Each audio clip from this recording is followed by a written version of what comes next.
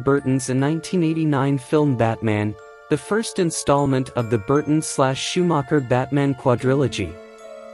He is a Gotham mob enforcer turned crime lord formerly under Carl Grissom's payroll and Batman's arch-nemesis, having killed the former's parents back when he was a child in the mid-20th century.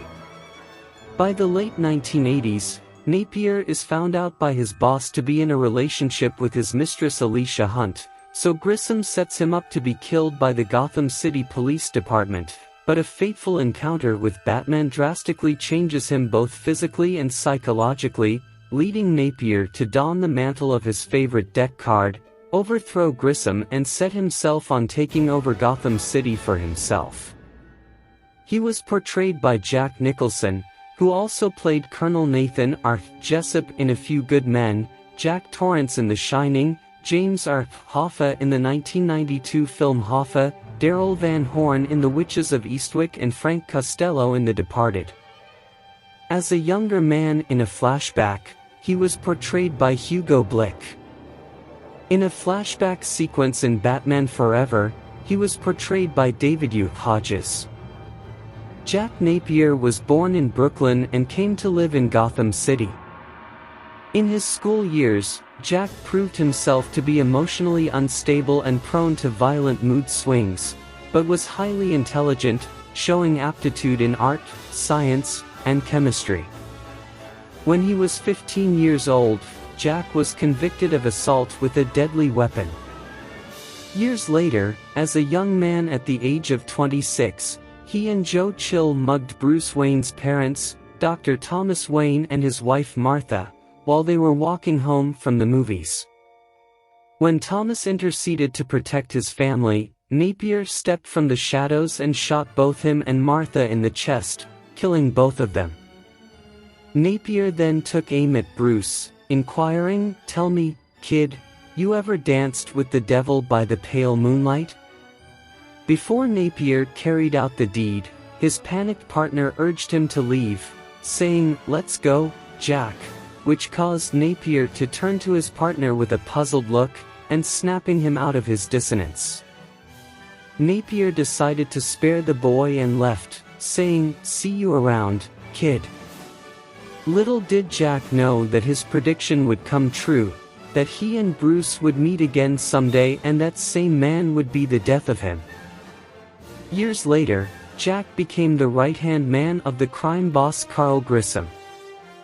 Things went further sour between them when Grissom found out that Jack was sleeping with his moll, Alicia Hunt, and out of vengeance he called corrupt GCPD Lieutenant Max Eckhart to kill his right-hand man, who, along with his men, was trying to erase evidence of criminal activity in the Axis chemical factory. Jack doubted the competence of Grissom's leadership of the crime family and also snidely retorted to a news broadcast of Harvey Dent's speech about decent people living in Gotham. "Decent people shouldn't live here, they'd be happier somewhere else," as well as implied that he would kill Dent brutally if the latter even attempted to move in on Grissom. When Grissom informed Jack of his entrusted task with stealing incriminating documents from the plant, he consulted his lucky deck to pull a random card's face towards him. The card happened to be a joker, which, coincidentally, was the very thing that he later became. Silently strong-armed by Grissom, Napier reluctantly agreed to help him, despite the card's advice.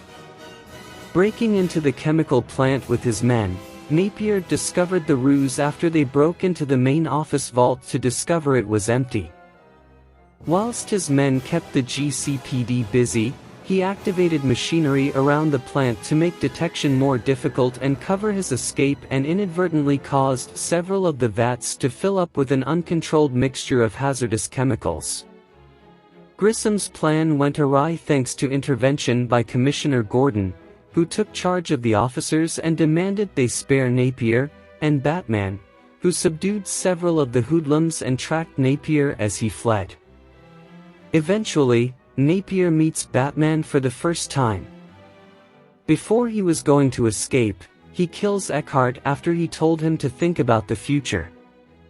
Napier then quickly found himself in Batman's grip, who reluctantly releases him when Bob threatens to kill Gordon. Maintaining his composure, Napier comments on Batman's wardrobe before attempting to turn the gun on Batman with a sinister grin. This backfired, however, and he catches a ricocheted bullet through his cheeks. In agonizing pain, and in a fearsome panic, Napier stepped off a catwalk over a vat of a toxic chemical as he fell. Though Batman caught Napier's arm and attempted to pull him back up to safety, Napier's leather glove slipped through Batman's grip and he plummeted into the chemical vat below him. Napier somehow survived, and the reaction of the chemicals left him with chalk-white skin, green hair, and red lips visibly scarred and constantly shaped in an untrustworthy sneer. The exact reason for this is when he tried to do plastic surgery to heal his cheek wounds, but it did more harm than good as the sheer extent of the damage had severed critical facial nerves and his plastic surgeon lacked the effective tools to properly fix them, so he was left with a wide and ridiculous rictus smile. He began to realize his insanity after looking through a mirror, much to the surprise of the surgeon. He returned to Grissom's office to kill him in revenge for his attempted murder, which he did, and became the new crime lord known as the Joker. When sitting at his now-deceased boss' desk, he picks up a newspaper that reads, "Winged Freak Terrorizes Gotham's Gangland," and scowls, deciding to get revenge for his disfigurement and outdo Batman, whom he felt had gotten too much press. He says with a smile, "Wait till they get a load of me," and then laughs heartily. The clown prince of crime then engaged in a violent and chaotic crime spree. When Joker tried to present himself in a more normal light, he applied various cosmetic products to give himself a more normal-looking skin tone and hair color that resembled his original appearance. When he learned about Vicky Vale, Joker fell in love with her and tried to steal her from Bruce Wayne. He made a remarkable and drastic entrance, nearly everyone from Joker's Smilex via his Batwing. He shot and killed his right-hand man Bob the Goon out of anger towards Batman for foiling his scheme, and eventually went on to face Batman while his men ordered everyone to leave the money-littered, panic-stricken streets. Joker used his comically large pea-shooter revolver from his waistband and shot down the Batwing with an explosive round.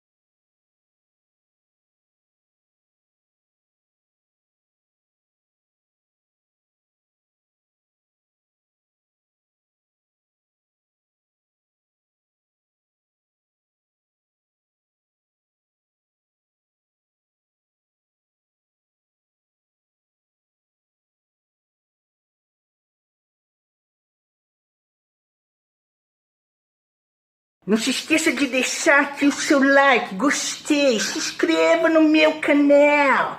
Se inscreva nesse canal, preciso de mais inscritos. Eu não aguento esse Whindersson Nunes com mais inscritos do que eu. Todos os dias fico doido. Clique em joinha, deixa o seu gostei, deixa o seu gostei. Consegui mais inscritos, eu juro pra você que pinto meu cabelo de uma corzinha bem diferente.